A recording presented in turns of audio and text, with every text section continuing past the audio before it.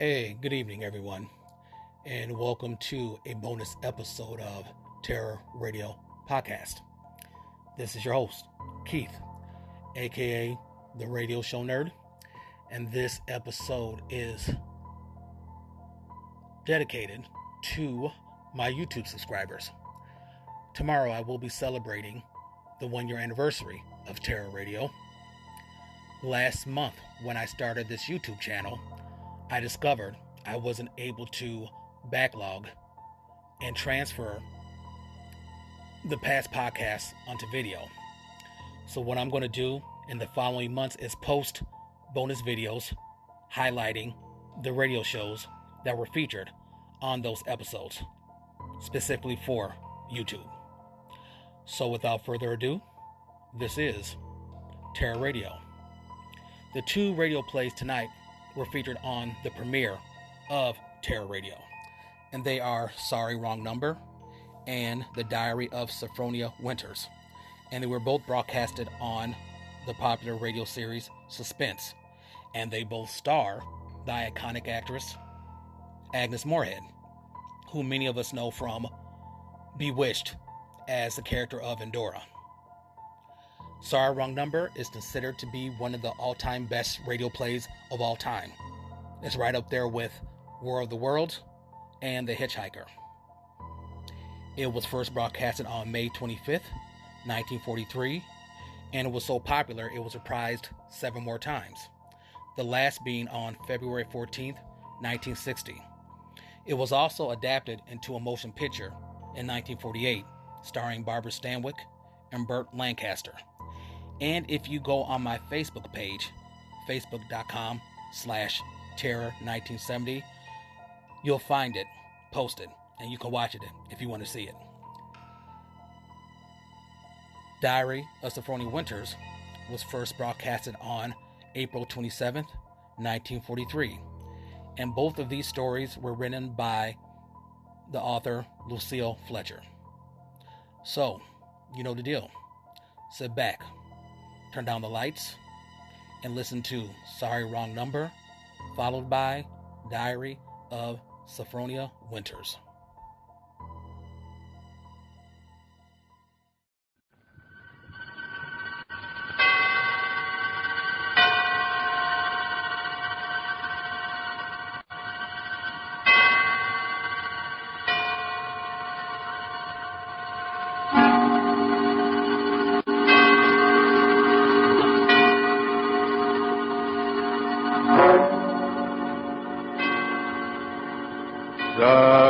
Suspense.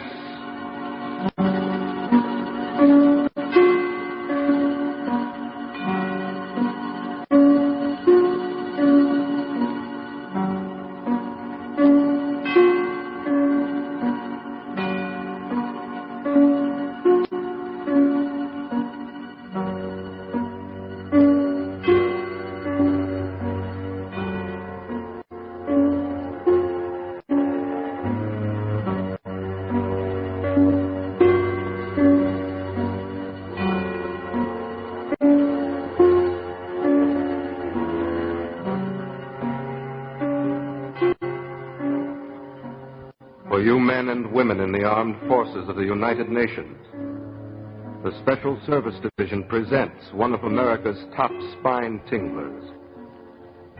A radio program dedicated to the mysterious, the unusual, and sometimes the supernatural. A program of suspense.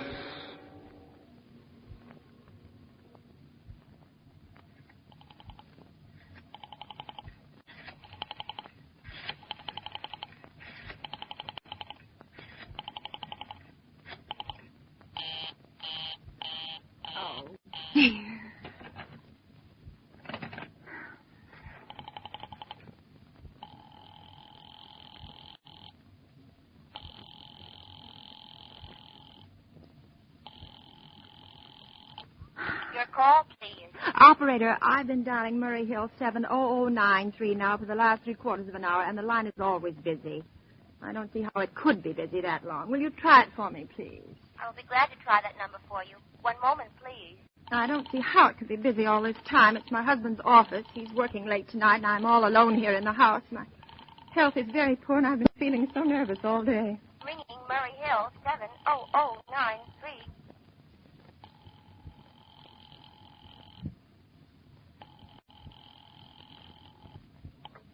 Hello? Hello? Hello? Is Mr. Stevenson there? Hello? Hello? Oh, hello, George. Yes, sir. This is George speaking. Hello? Who's this? What number am I calling, please? I'm here with our client now. He says the coast is clear for tonight. Yes, sir. Where are you now? In a phone booth. Don't worry. Everything's okay. Very well. Now, you know the address. At 11 o'clock, the private patrolman goes around to the bar on 2nd Avenue for a beer. Be sure that all the lights downstairs are on, eh? There should be only one light visible from the street. At 11:15, a train crosses the bridge. It makes a noise in case her window is open and she should scream. Oh, hello. What number is this, please? Okay. I understand. Now make it quick. As little blood as possible, eh? Our client does not wish to make her suffer long. Will a knife be okay, sir? Yeah, a knife will be okay. And do you remember the other details? Yeah, I know. Remove the rings and bracelets and the jewelry in the bureau drawer. That's right. Our client wishes it to look like simple robbery. Now, don't worry. Everything is going to be okay. All right, then. Be sure to... Oh, how awful. How unspeakably awful. Oh.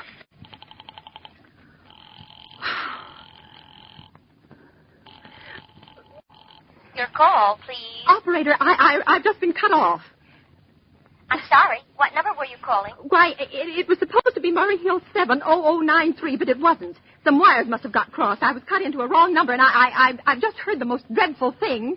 Something about a murder. And, operator, you'll simply have to retrace that call at once. I beg your pardon. May I help you? Oh, I know it was a wrong number, and I had no business listening, but these two men, they were cold-blooded fiends, and they were going to murder somebody, some poor innocent woman who was all alone in a house near a bridge, and we've got to stop them. We've got to... What number were you calling, please? Well, that doesn't matter. This was a wrong number, and you dialed it for me, and we've got to find out what it was immediately. What number did you call? Oh, why are you so stupid? What time is it? Do you mean to tell me you can't find out what that number was just now? I'll connect you with the chief operator. Oh, I think it's perfectly shameful. Now, look, it was obviously a case of some little slip of the finger. I told you to try Murray Hill 70093 for me. You dialed it, but your finger must have slipped, and I was connected with some other number. And I could hear them, but they couldn't hear me. Now, I simply fail to see why you couldn't make that same mistake again on purpose, why you couldn't try to dial Murray Hill 70093 in the same sort of careless way. Murray Hill 70093. I will try to get it for you. Thank you.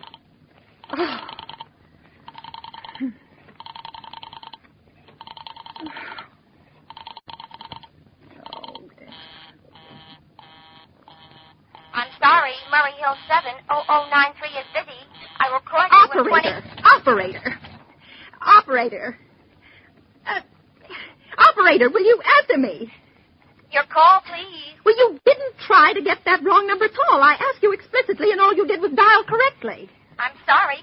What number are you calling? Oh, can't you for once forget what number I'm calling and do something for me? Now, I want to trace that call. It's my civic duty, it's your civic duty to trace that call and apprehend those dangerous killers. And if you won't... I will connect you with the chief operator. Please. Oh.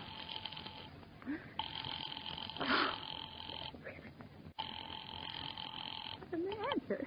This is the chief operator. Oh, chief operator, I want you to trace a call, a telephone call immediately.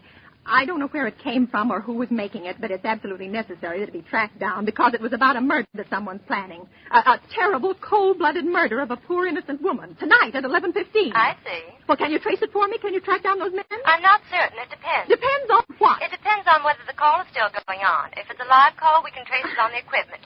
If it's been disconnected, we can't. Disconnected? If the parties have stopped talking to each other. Oh, but of course they must have stopped talking to each other by now. That was at least 5 minutes ago, and they didn't sound like the type who would make a long call.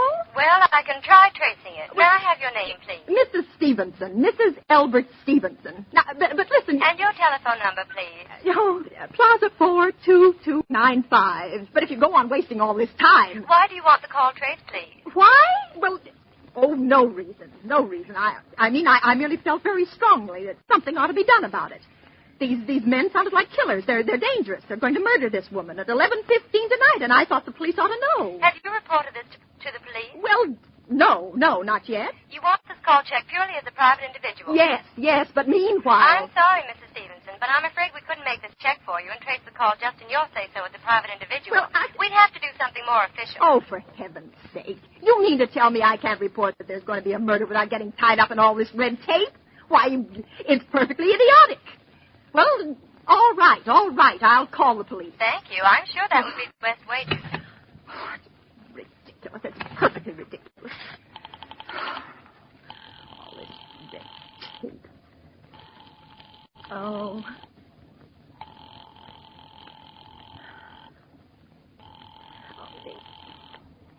Your call, please. The police department. Get me the police department, please. Thank you. Ringing the police department. Okay.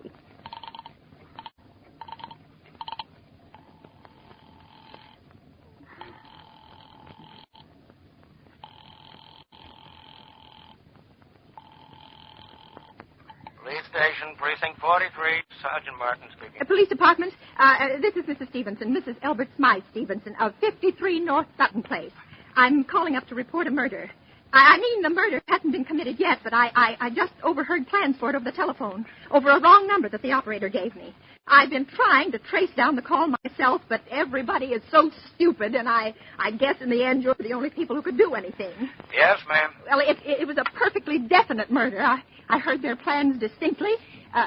Two men were talking, and they were going to murder some woman at 11:15 tonight. She lived in a house near a bridge. Are you listening to me? Yes, ma'am. And there was a private patrolman on the street. He was going to go around for a beer on 2nd Avenue, and there was some third man, a client, who was paying to have this poor woman murdered. They were going to take her rings and bracelets and use a knife. Well, it's unnerved me dreadfully, and I'm not well. I see. When was all this, ma'am? Well, about 8 minutes ago. Oh, then you can do something. You do understand. What is your name, ma'am? Mrs. Stevenson, Mrs. Elbert Stevenson. And your address?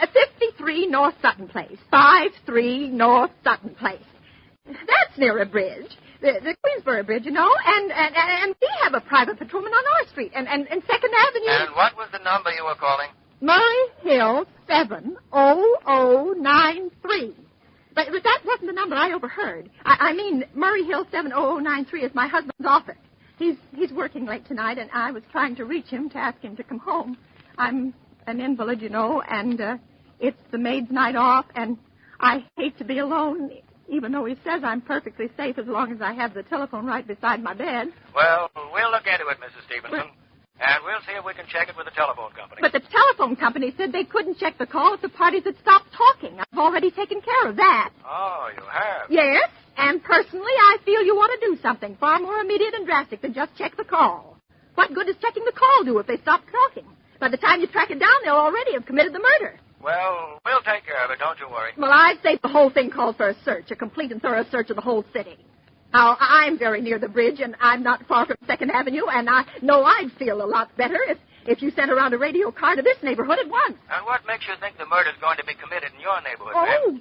well, I don't know. Only the coincidence is so horrible. 2nd Avenue and patrolman and the bridge.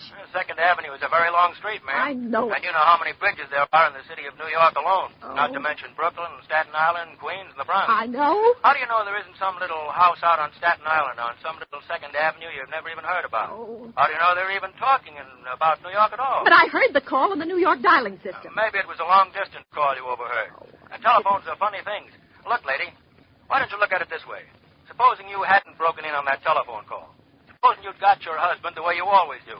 You wouldn't be upset, would you? No, I suppose not, only it sounded so inhuman, so cold-blooded. Well, a lot of murders are plotted in this city every day, ma'am. Well, we managed to prevent most all of them, but a clue of this kind is so vague. Isn't much more use to it than no clue at all. But surely you... Unless, of course, you have some reason for thinking this call was phony, and that somebody may be planning to murder you. Me? Oh, well, no, I hardly think so. Well, I mean, why should anybody? I'm alone all day and night. I see nobody except my maid, Eloise, and she's a big girl. She weighs 200 pounds. She's too lazy to bring up my breakfast tray, and the only other person is my husband, Albert. He's crazy about me. He just adores me. He waits on me hand and foot. Has scarcely left my side since I took sick 12 years ago. Well, and there's nothing for you to worry about. But now, if you'll just leave the rest of this to us, we'll take what care will you do? It's so late. It's nearly 11 now. We'll take care of it, lady. Well, will you broadcast it all over the city and send out squads and warn your radio cars to watch out, especially in suspicious neighborhoods like mine? Lady, I said we'd take care of it. Just now, I've got a couple of other matters here on my desk that require immediate attention. Good night, ma'am, and thank you. Oh, you idiot. Oh, now, why did I hang up the phone like that? Now he'll think I am a fool. Oh, why doesn't Albert come home? Why doesn't he?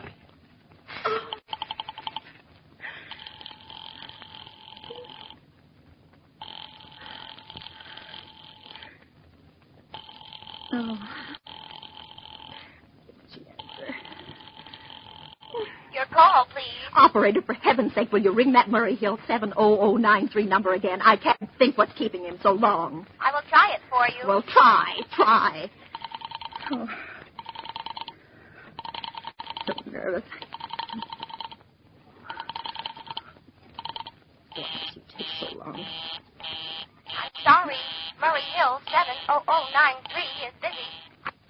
I will call you. I can hear it. You don't have to tell me. I know it's busy. Oh, if I could only get out of this bed for a little while. If I could get a breath of fresh air, or just lean out of the window, or see the street. Hello, Albert? Hello? Hello?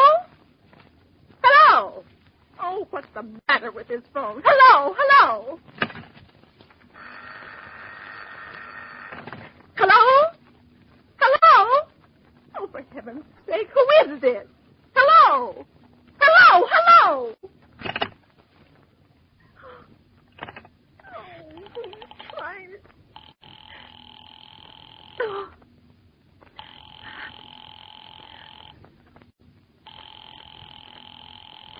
Oh, why did... Your call, please. Hello, operator. I don't know what's the matter with this telephone tonight, but it's positively driving me crazy. I've never seen such inefficient, miserable service. Now, look. I'm an invalid, and I'm very nervous, and I'm not supposed to be annoyed. But if this keeps on much longer... What seems to be the trouble, please? Well, everything's wrong. I haven't had one bit of satisfaction out of one call I've made this evening. The whole world could be murdered for all you people care. And now my phone keeps ringing and ringing and ringing and ringing and ringing every 5 seconds or so. And when I pick it up, there's no one there. I'm sorry. If you will hang up, I will test it for you. I don't want you to test it for me. I want you to put that call through, whatever it is, at once. I'm afraid I cannot do that. You can't, and why? Why, may I ask? The dial system is automatic. Oh. If someone is trying to dial your number, there is no way to check whether the call is coming through the system or not. Oh. Unless the person who is trying to reach you complains to his particular operator. Well, of all this stupid... And meanwhile, I've got to sit here in my bed suffering every time that phone rings, imagining everything. I will try to check the trouble for you. Check it. That's all anybody can do. Oh, what's the use of talking to you? You're stupid. I'll fix her. Of all the impudence. Oh, how dare she speak to me like that? How dare she speak to me like that? Oh.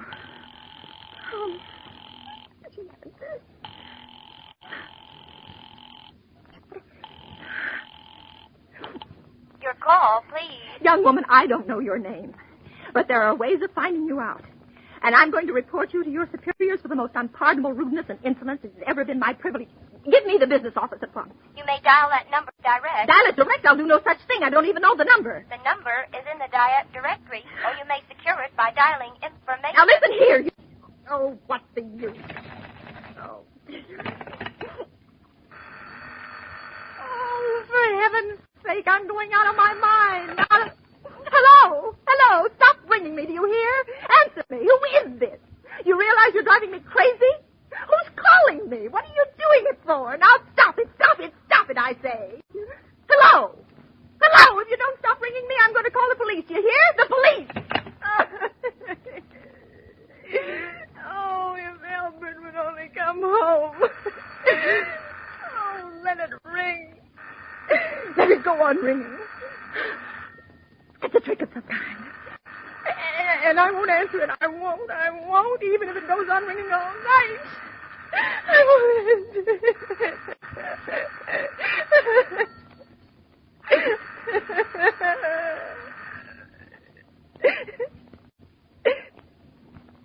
Now what's the matter? Why did they stop ringing all of a sudden? What time is it? Oh, where did I put that clock? 5 to 11. Oh, they've decided something. They're sure I'm home. They heard my voice answer them just now. That's why they've been ringing me. Why no one has answered me? Call that operator again. Oh, where is she? Why doesn't she answer? Oh, operator. Why doesn't she answer? Oh. Your call, please. Where were you just now? Why didn't you answer at once? Give me the police department. I'm sorry. Just a minute.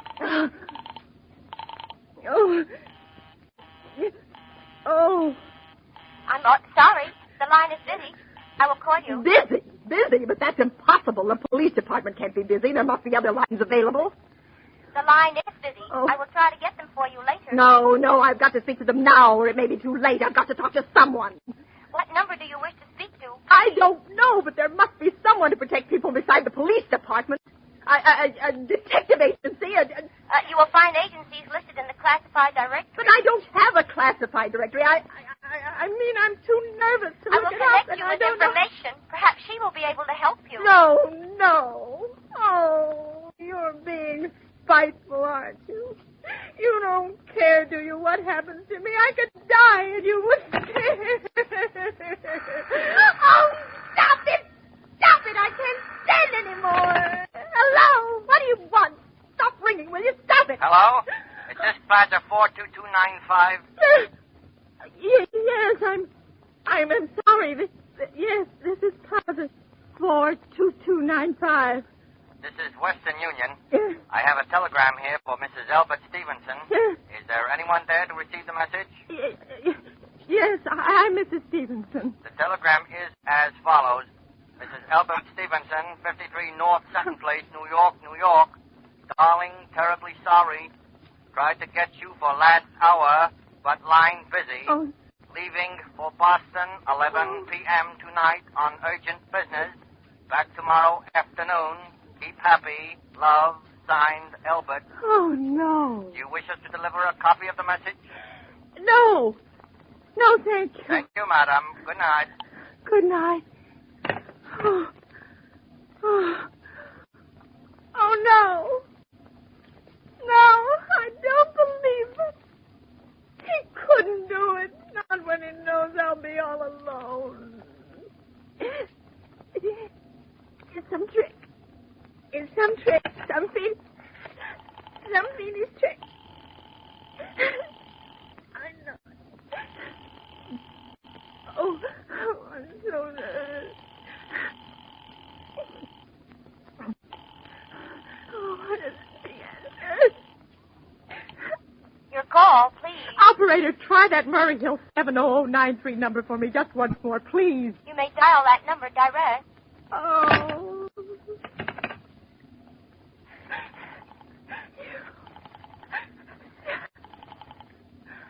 Oh. 19.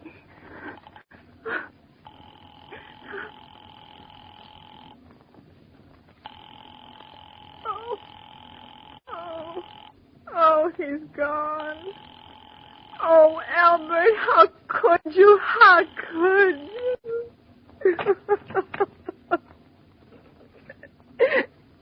Oh, I can't be alone tonight. I can't. If I'm alone one more second, I'll go mad. I don't care what he says or what the expense is. I'm a sick woman. I'm entitled.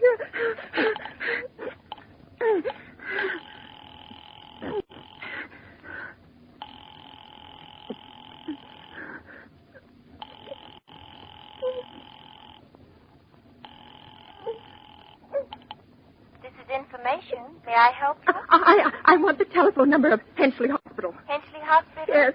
Do you have the street address? No, it's somewhere in the 70s. It's a very small, private and exclusive hospital where I had my appendix out 2 years ago. Hensley, H-E-N-C-A. Wait a moment. Well, will you please hurry and please, what is the time? You may find out the time by dialing Meridian 71212. Oh, for heaven's sake, I've no time to be dialing. The number of Hensley Hospital is Butterfield 70105. Butterfield 70105. Yeah.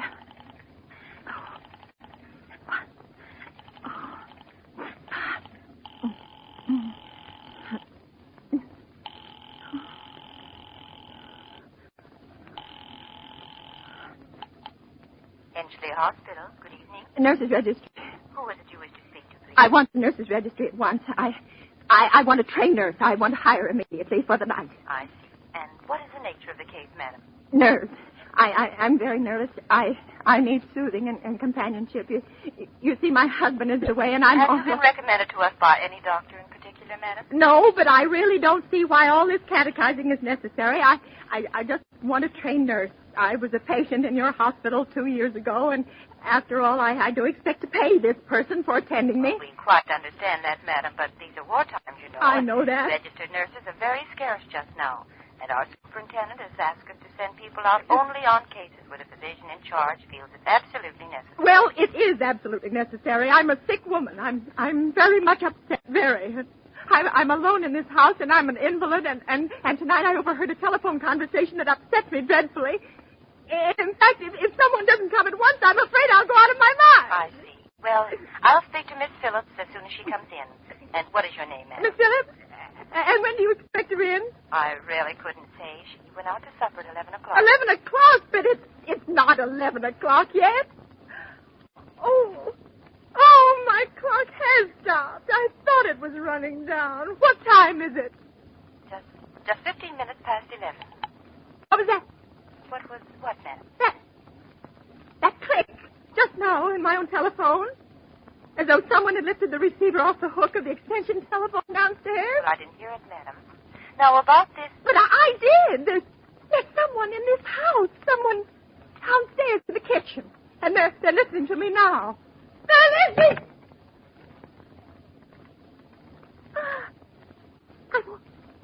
I won't pick it up. I won't let them hear me.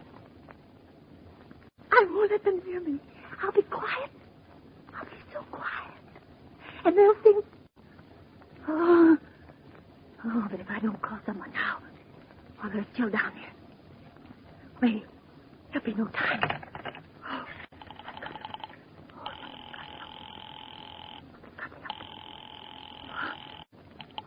Your call, please. Operator, I'm in desperate trouble. I'm sorry, I cannot hear you. Please speak louder. I don't dare. There's someone listening. Can you hear me now? I'm sorry. Oh, but you've got to hear me. Oh, please, you've got to help me. There's someone in this house. Someone who's going to murder me. And you've got to get in touch with... Oh, there it is. There it is. Did you hear it? He put it down. He put down the extension phone. He's coming up. He's coming upstairs. Okay, give me the police department. The police department. Give me the police department. One moment, please. I will connect you. I can hear him. Oh, I can hear him. He's coming nearer.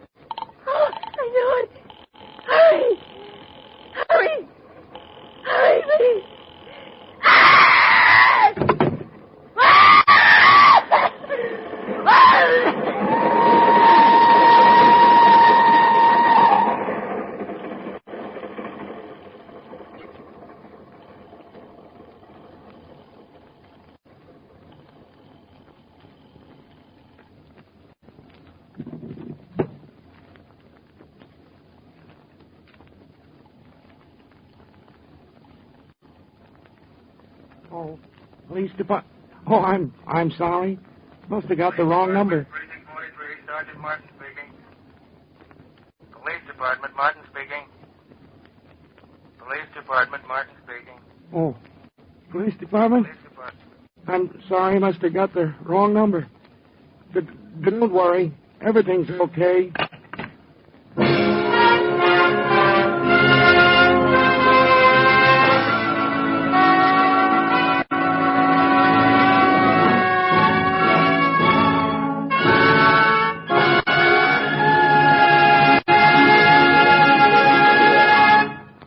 And so closes Sorry, Wrong Number, starring Agnes Moorehead, tonight's tale of Suspense.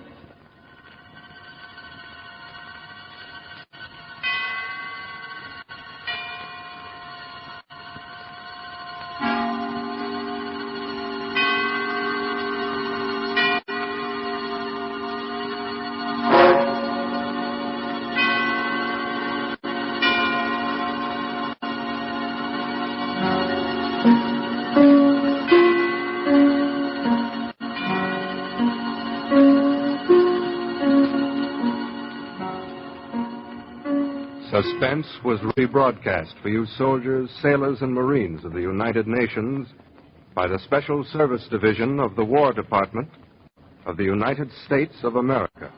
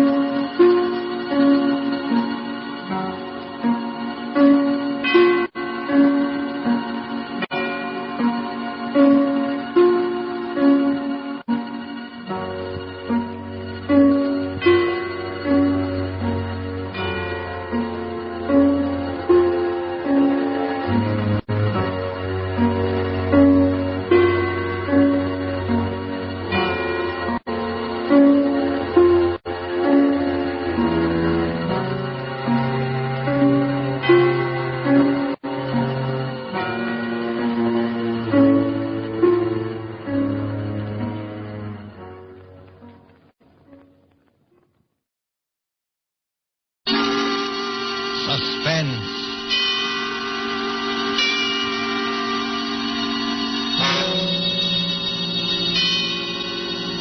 This is the Man in Black, here again to introduce Columbia's program, Suspense. Our stars tonight are Miss Agnes Moorehead and Mr. Ray Collins. You have seen these two expert and resourceful players in Citizen Kane, The Magnificent Amberson, in which Miss Moorehead's performance won her the 1942 Film Critics Award. Mr. Collins will soon be seen in the Metro-Goldwyn-Mayer Technicolor film, Salute to the Marines. Miss Moorehead and Mr. Collins return this evening to their first love, the CBS microphone, to appear in a study in terror by Lucille Fletcher called The Diary of Sophronia Winters. The story told by this diary is tonight's tale of Suspense.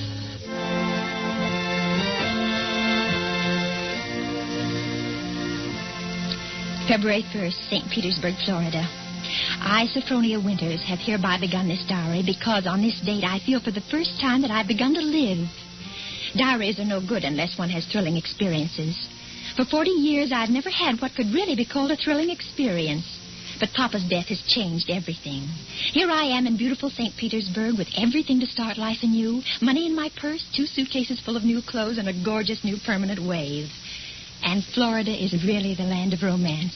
It doesn't matter whether you're 17 or 70. There are parties and dances and bingo games and flirtations for all.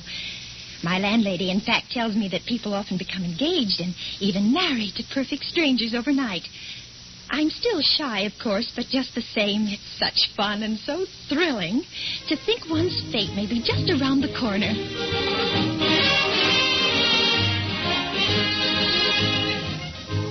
February 3rd. Oh, diary, it is beginning. This morning when I came out of my lodging house to go down to the beach, I noticed a man, a thrilling-looking man, sitting across the street on a bench. It was just as though he were waiting for me, because when I came out, he sort of started up as though he knew me. Of course, I didn't speak first, but I knew the minute I started down the street that he was following me. Well, I got to the beach and sat down with my magazines, and suddenly there he was, strolling toward me with a broad smile. Well, sitting out here all by your lonesome? Oh, yes, I am. Didn't I see you last night over at the Starfish Tea Room? The Starfish Tea Room? Mm-hmm. Oh, yes, I was there yesterday.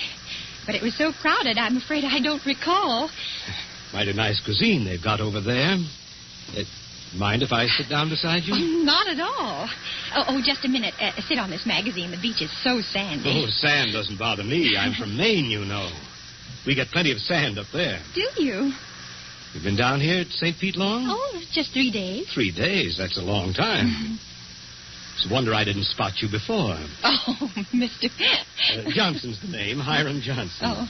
I come from Green Harbor, Maine. Run a big hotel up there summers. Oh. Well, that's my whole history in a nutshell. My name's Sophronia Winters. Sophronia? Uh-huh. Well, you know, that's quite a coincidence. My sister-in-law's name was Sophronia. Oh? Sophronia Johnson. You ever heard of her? She looked quite a bit like you, too. Sophronia Johnson? No, I'm afraid I haven't. Who was she? Someone very famous? I'm so ignorant about these things. Oh, that's all right. Say, look at that sun, will you? I'd say it was pretty nearly time for lunch. And Diary, darling, he is wonderful. Strong and kind, warm-hearted, so generous. I don't want to be like the other silly women in this town, but Hiram is different. There's something almost poetic about him, something sad and deep. You know, Sophronia, it's kind of mysterious, us finding that 9-point starfish on the beach together. My sister-in-law, Sophronia, used to collect 9-point starfishes. And to think your name, Sophronia, and you find a 9-point starfish with me. Well, it kind of draws us together, eh? Huh? What do you think? Completely. As though I'd known him all my life. My landlady says it's foolish. But look at Romeo and Juliet. Weren't they foolish? What's the good of waiting, Sophronia? I've got to be back at the hotel in a week. We may never see each other again. Oh, Hiram, don't say that. I couldn't bear it. Then let's do it right away. Tomorrow? There's a parson out on Coral Avenue who'll do the job for us. We can take a nice moonlight drive out to the alligator farm afterward, have a nice shore dinner, then climb on board the Orange Blossom tomorrow night from Maine. Oh. Just think of Maine. The big dark pine woods, the sand, the bay. The two of us alone together. The two of us alone together.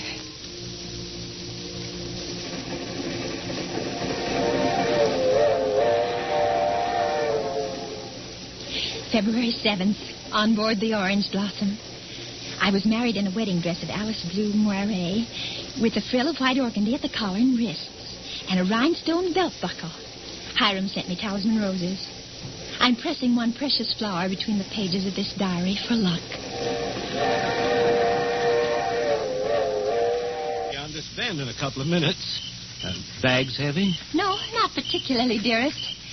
Oh, I can't get over that taxi man at the station. Imagine his insolence, saying he couldn't drive us over. Maybe he didn't have any gas. It happens sometimes around here. Well, anyway, I'm glad the weather's so mild.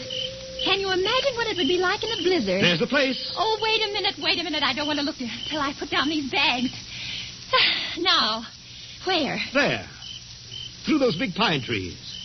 Oh, it is big, isn't it? 125 rooms. So many fire escapes and balconies and porches and towers. I stayed in a hotel like that once years ago with Papa. It was very fashionable then. My grandfather built that place 50 years ago. Hasn't been changed much since. No? Well, of course, you've put in modern plumbing. Not yet. Here we are. Walk in. Oh, what's that? Just a foghorn out in the bay. Fog? We get it almost every night in this kind of weather. What are you locking the gate for? Why not? There's nobody coming in after us. Or going out again for a while. But I thought you said the hotel. The hotel is empty.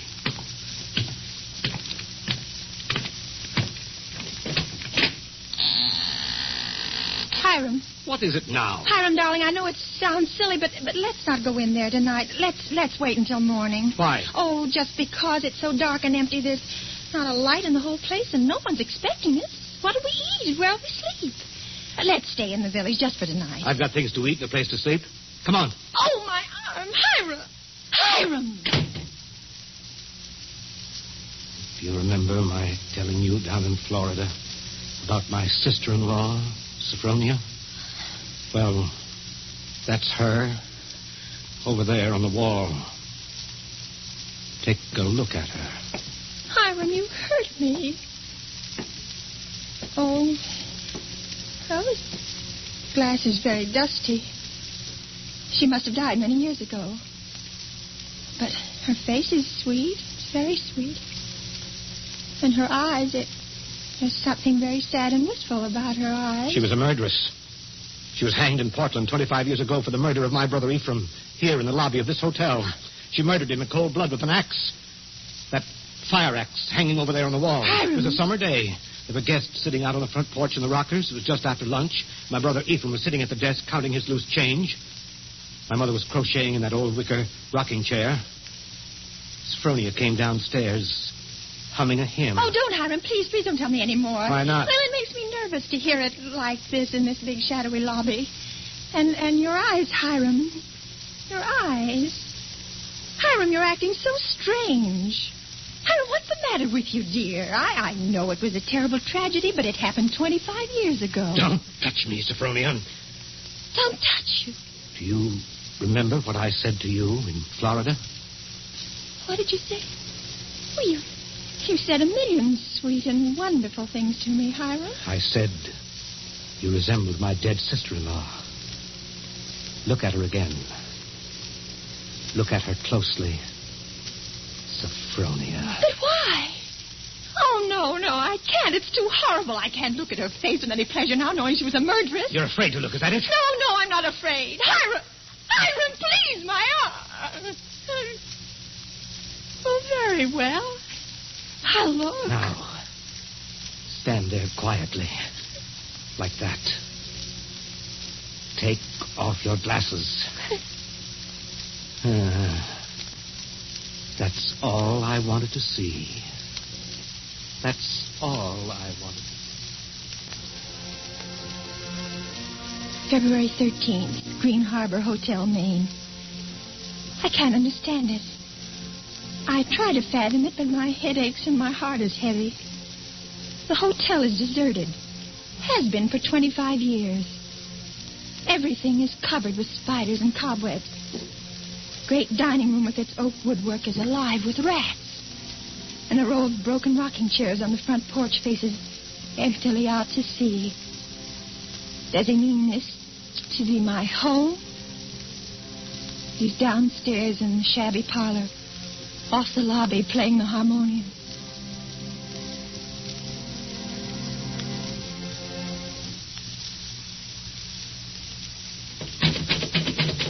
Sophronia. Yes?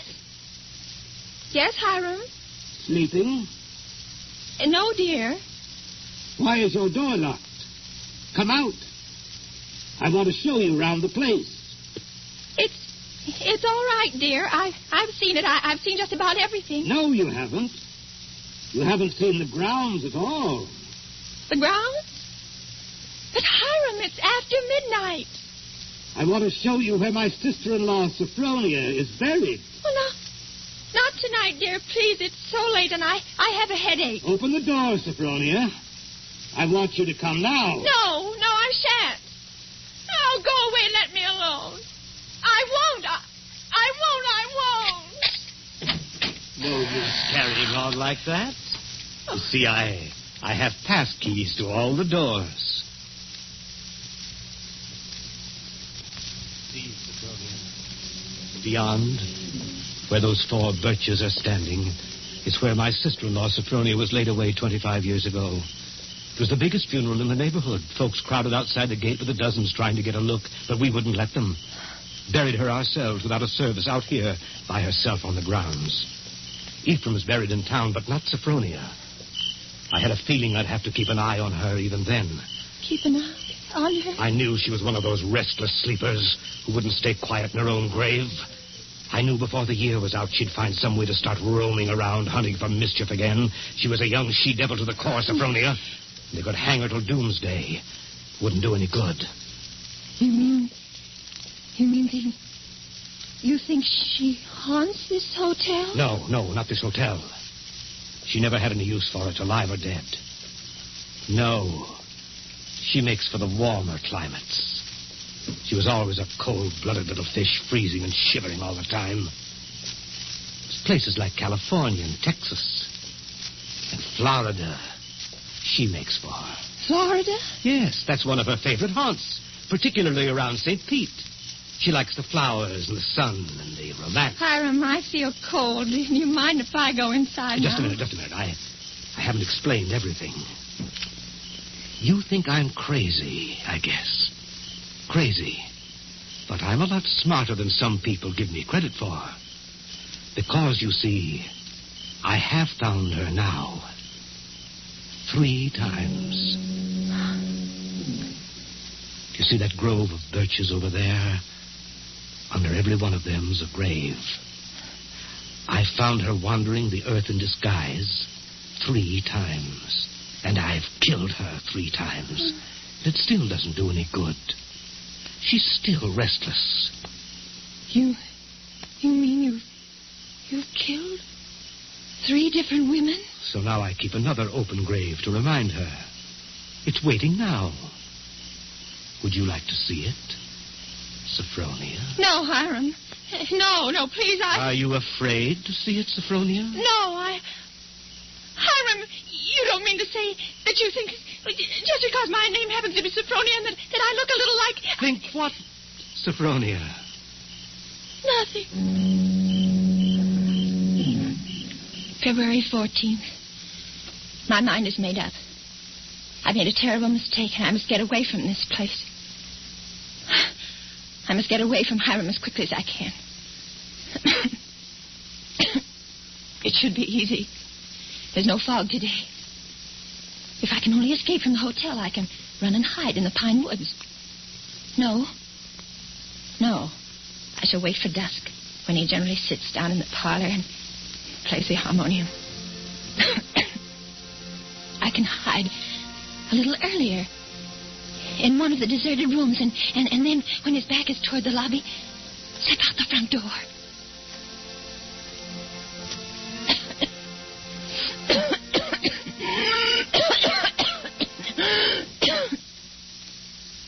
Sophronia?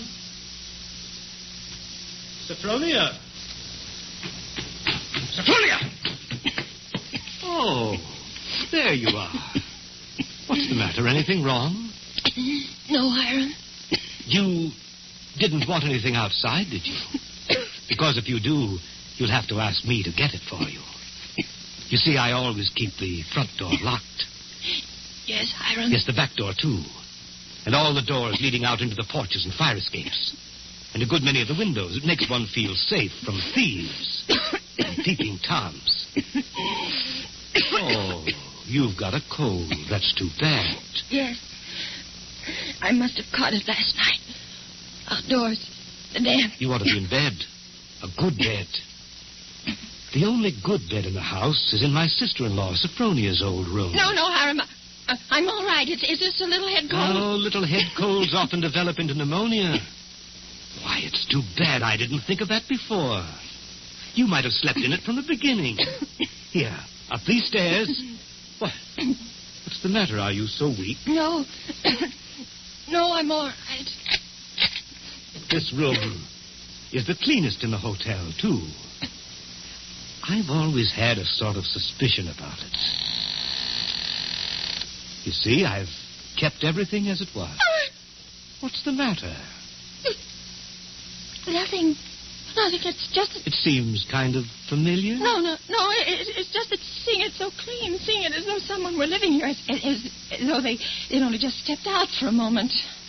It's as she left it that afternoon when she walked down to murder my brother. You see her needlework on the table with the needle sticking in it? And her hymn book still open? She was very fond of singing hymns, Sophronia was. Had a nice voice, too. I used to accompany her. Oh. I'll turn down the bed for you. And you can get undressed while I go and make you some hot tea. No, I don't want any. Here's the closet. You can put on one of Sophronia's dressing gowns.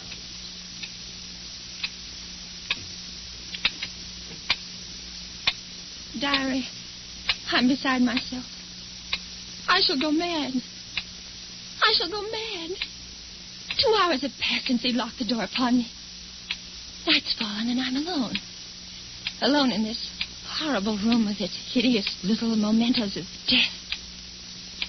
I'm sitting here at her little wicker table trying to be calm, trying to write this. Somehow, when one writes about a thing, it doesn't appear so real. My hand is just brushed against her needlework. Her hymn book, where they still lie, waiting. I can bear having them near me no longer. I must get them out of sight, anywhere. In that closet, a bureau drawer. Ready for your tea? No. Yes, Hiram. Why aren't you in bed? You'll take worse cold, you know. I'll get in bed in a minute. First, Oh. Brushing up on your needlework again? my needlework. You've got it in your hand. Have I? Oh, yes. Yes, so I have. But I wasn't working on it, Hiram. I swear I wasn't. I've never done a stitch of needlework in my whole life. I don't know one embroidery stitch from another. Now, let me show you. Look, I don't even know how to hold a needle. Get into bed, Sophronia. You're feverish. Before we go on, Hiram, before you go on thinking, we've got to have an understanding. You've got to let me explain. I was born in 1892 in Kalamazoo, Michigan. My name is Sophronia, that's true, but they name lots of people Sophronia. I was named for my grandmother. She had just died. No, you've got to listen to me. I've lived in Kalamazoo all my life. If you'd only just write a letter or send a wire. Well, I've never heard of Green Harbor in my whole life. I never went anywhere. For almost 10 years, I stayed home day in and day out nursing Papa. He had a stroke. I wasn't out of the house. It was the red brick house with the green shutters.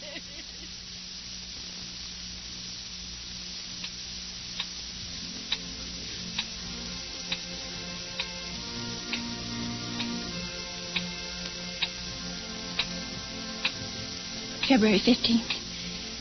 Now I live only from moment to moment, listening to each creak upon the stairs.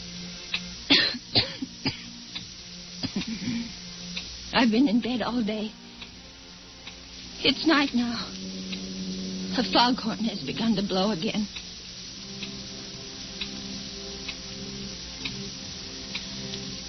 February 19th. I woke up early this morning after a wretched night, and the date was burning in letters of fire in my brain. If he's planning to kill me, it'll be today. But the hours have been crawling on. It's almost midnight. Oh, why, if he's going to kill me, doesn't he do it at once? Why does he torture me like this? I'd rather be dead than sit here in this room one moment longer. I can't bear it. If he doesn't come in 5 minutes, I shall force him to come. I shall beat on the door. No. Rather let me sit quiet praying that he doesn't come. Oh, I want to live. I want to live.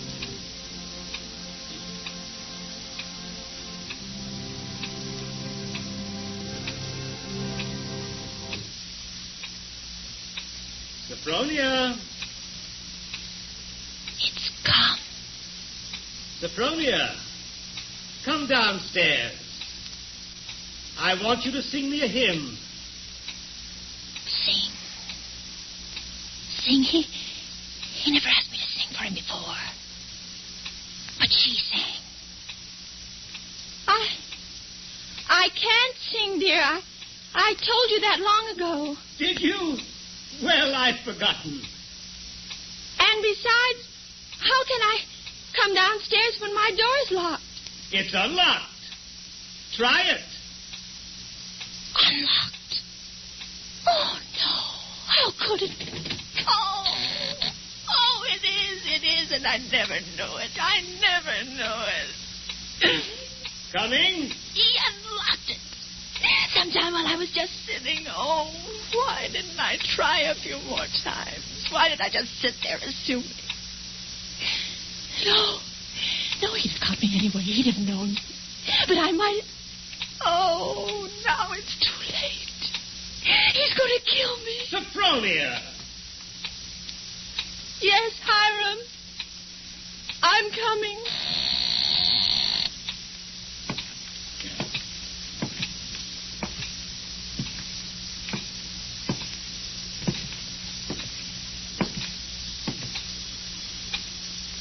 Hiram, where are you? In here. In the parlor. What are you doing there, Hiram? Waiting to hear you sing. You're at the harmonium? Yes. All right. I'll sing. I haven't sung in years, but I might as well. I'll sing for you out here in the hall. My voice will carry better.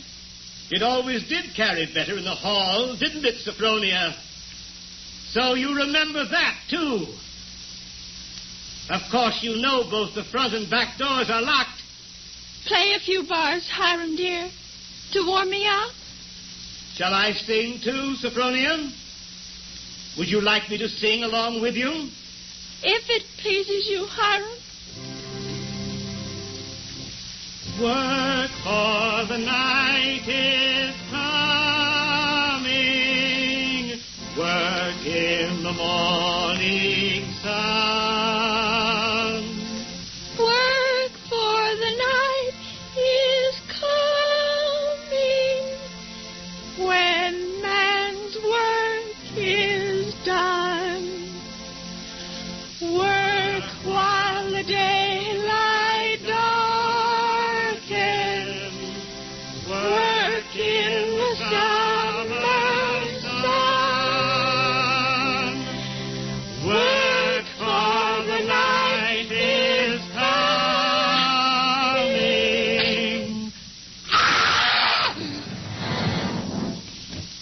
When man's work is done. There's only one more page. Shall I read it to you? Yes, go ahead. March 22nd. I've been sick, I think, for a very long time. The pages in my diary are blank, but I shall take you out again for a diary today and start you over again. No, I shall never look back at the other pages. I shall only write on and on about this beautiful place so that no one reading this diary will ever know that I did it.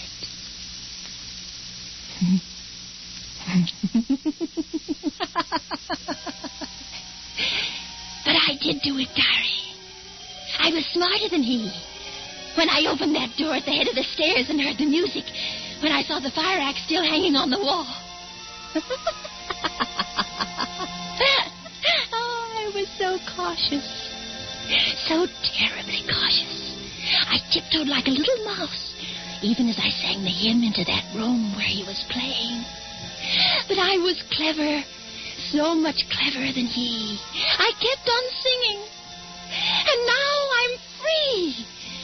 Free as a bird. I'm free and he shall never catch me now, not this time or ever again, because he's dead. Isn't he, Nurse? Nurse, isn't my dear brother-in-law, Hiram, really dead? Yes, miss, he's dead. And now I'll thank you to hand me that diary. The doctor doesn't approve of the patient's writing anything.